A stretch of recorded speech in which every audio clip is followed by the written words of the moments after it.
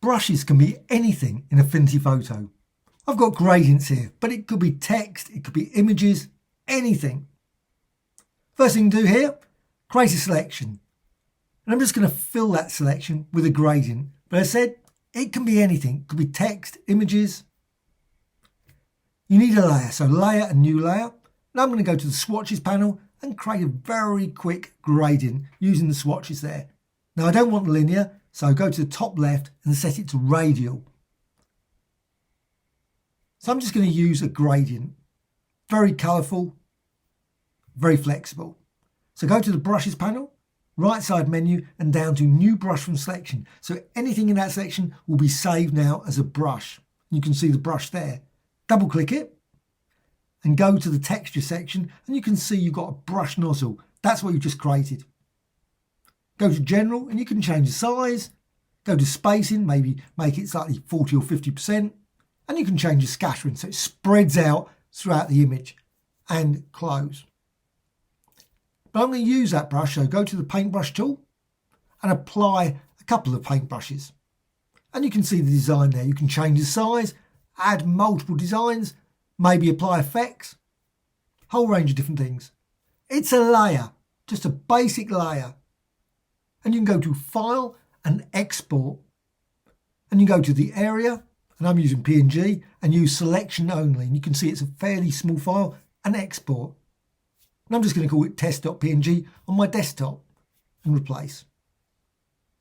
And replace that, remove it. Now double click that entry again and now go to texture, and this time you can click the add button and select that file, test.png, and it's been added now. You can see now I've got two, and close. Again go to the paintbrush tool, and now as I apply it you'll see you've got both the original as well as the one you've just added.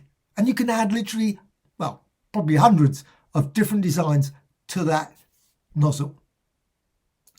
Again, file and export. Again, selection only, that's the key thing, and export. So that design is now saved to a different file, test1.png. Exact same as before, remove it, double click the entry, and then go to texture and click add. Select that file, and you can see that entry has been added to the nozzle. Now every time you apply it, it will use that as well as the original one. So you've got now 3 designs. We don't have to just use just that. With that design, you can also go to filters, distort and deform.